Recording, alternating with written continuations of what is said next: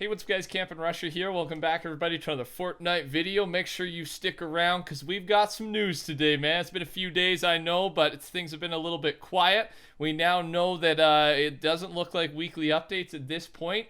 We basically have 99% guaranteed a big update next week though. So, I mean, we don't want to ask for too much. A big update every 2 weeks is still better than we had last season, so I'm excited about that. And one thing we do know already about the new update is Epic Games is aware of a bug where players may get stuck inside the porta potty that they end up in after using a secret passage. A kind of crappy place to get stuck, but hey, it's fixed in 12.2. Thanks for the humor, Fire Monkeys. That's really all we know so far. We're hoping helicopters as well. Before we go any further, if you could touch that like button. We did 7.3 thousand on the last video. Can we hit 10K? So every time I ask for 10K, you guys hit 10K. So thank you so much. And if you could, with the lack of news, how can you help me out? Help a brother out as you would. Stick around for the entire video. The entire 10, 11 minutes. And help this video do well. YouTube cares about that very much, so thanks for sticking around. Today's video, we do have a quick sponsor. I'd like to thank them, and this is a cool one. This is a very cool one. So here's a commercial rusher. Today's sponsor is AIM controllers. They have PlayStation controllers, Xbox controllers. Some notable features include smart triggers. This is the best option for FPS games. The mechanical switches have 1mm travel distance for instant improvement. There's also remappable or removable paddles. You can play with 2 or 4. You can configure them each game. They're easily replaceable. AIM controllers also come with a lifetime replacement warranty, so any of the elements that aren't working properly, the experts will replace for you right away. And finally, endless designs. As you can see with the one that they sent me, this thing is beautiful, man. Thanks to AIM for sponsoring the video. Make sure you go into the description down below and use my sale code when purchasing one of these AIM controllers. Thanks again. Awesome. Thanks to AIM controllers, and thanks to you guys for supporting the sponsors on the channel. And let's move on. So as we had with last month, we've got the top creative games in for February. So I'm putting it on your screen right now. A couple of them have changed, but a couple haven't. But if you're, it shows you kind of the category and then what island/island code is the most popular. Let me ask you guys. I feel like I should know this because I'm the news guy. But have you guys been able to do Fortnite creative fill? Every time I do creative fill, I get put into a match that's already running. Am I losing my mind? Can we not do like I used to just do 16-player games? I go put in box PvP and then I just box PvP for hours. That was my thing. But I'm not able to do that anymore, and I can't tell if they've removed the option, if it's changed, or if I am doing something wrong. Please, someone help me out in the comment section. I'll give you a big virtual hug, man, because I miss box fighting. I am getting worse because of it. Like, I need to keep practicing, especially coming into the competitive season here. I want to be able to play in some of these tournaments and actually get some kills. That would be nice. But yeah, let me know if you've had problems with that or what you've done to fix it. So this is interesting. Of course, the big news, and I won't talk about it much. You're hearing enough about this scary sickness, but with everything that's happened in Italy so far, there's basically a full quarantine going down. And the reason I talk about it is because it relates to Fortnite. And I mean, I'm sure people could assume this. It's just kind of common sense. But Telecom Italia has reported a massive surge in Fortnite players due to the quarantine. So yeah, Italy shut down schools for a period of time, and it now seems that this has resulted in a significant surge in internet traffic as youngsters are getting stuck into online multiplayer games like Fortnite at home. So I thought this was going to happen. I'm sure most of us did. But these big internet companies have confirmed it is. I think internet usage was up like 70% in Italy. And of course, this isn't the reality right now in North America, but it could be going down that route. I mean, who knows what's going to happen next, but again, we won't talk much about it. You guys are hearing enough about it. Today, let's focus on Fortnite news, distract yourself a little bit. Next up here, one of the biggest debates, I think, in the Fortnite world for months on end is skill-based matchmaking. And I think here's the reason why. Like, skill-based matchmaking obviously has problems, and this was labeled as a bug with 4K upvotes. Here is an example of how broken this system is, and it confuses me how broken it is because let me show you here first. So these are the guys' stats that posted it. 3 wins, 300 kills, his win percentage there, his KD, his time played, things like that. Here's who killed him. 360 wins, 4.8 win percentage, KD 2.6, and 19,000 kills.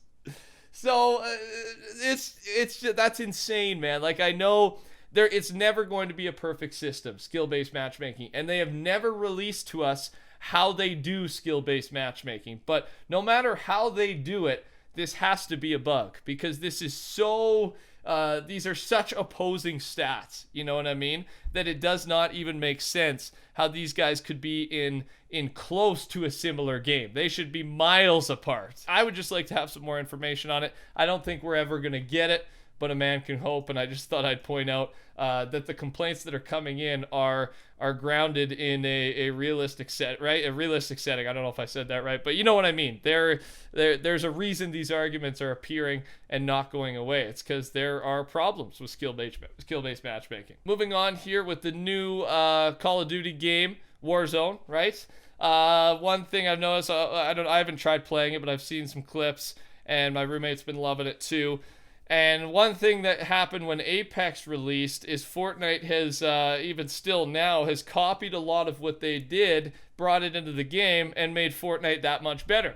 And as a Fortnite player, that makes me extremely happy. I don't care if you copy all the other stuff. I mean, for me, I play Fortnite basically on its own, so let me have all the good features, man. Why not? So with that being said, COD has introduced this new thing called the Gulag. And basically, after you get eliminated, you get to 1v1 somebody who has also been eliminated. And if you win, you get a second chance to play.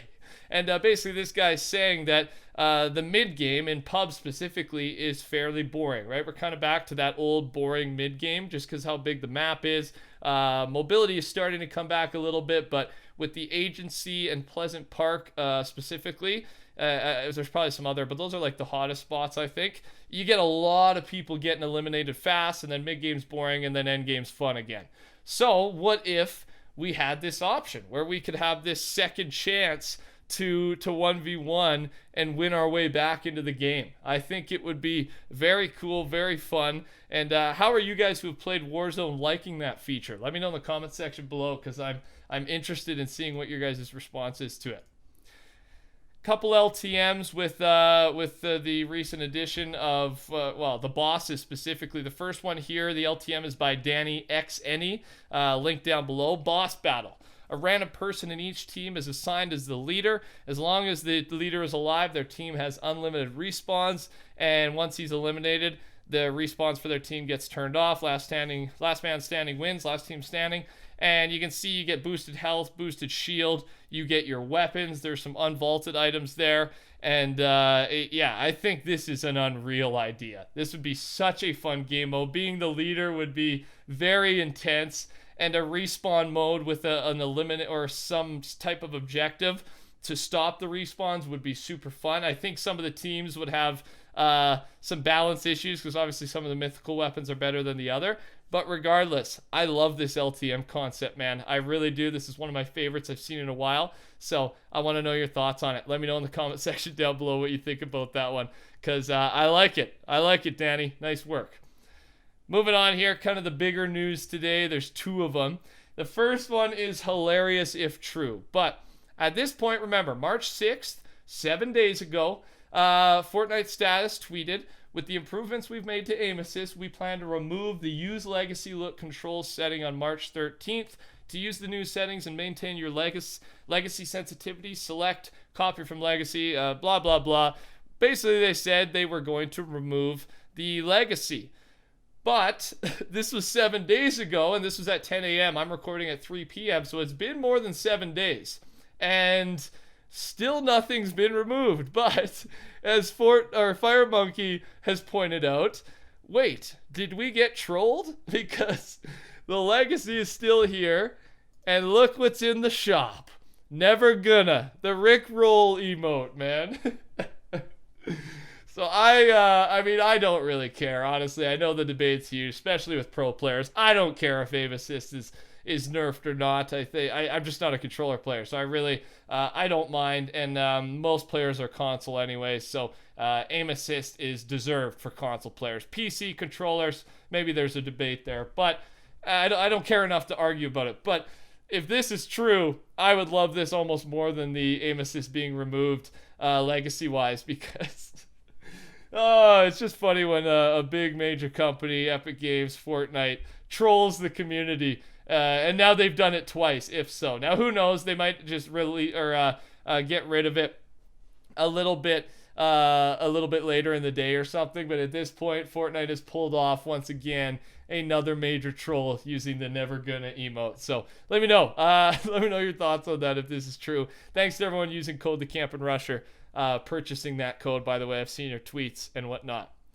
The last bit of news here, I thought we'd put this in here. It could be another troll. It could be a hint, but I know this meme is dead from God Halo Knight, but does anyone else think the oil around the rig makes a squid/kraken?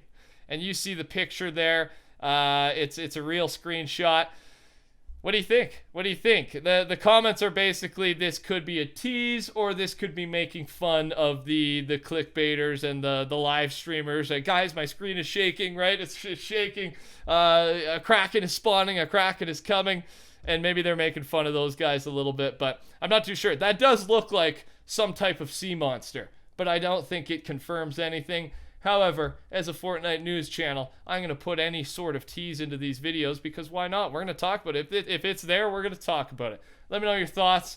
I mean, there's been volcanoes. There's been everything we can imagine at this point. So a Kraken would not surprise me. I don't think that's the most insane idea. But let me know. That's all I got for you today, ladies and gentlemen. If you enjoyed today's video, touch that like button for me. If you're still here, thank you so much. You help these videos bang, and I really appreciate it. Subscribe to the channel if you're new around here. Take care. Talk soon. Goodbye.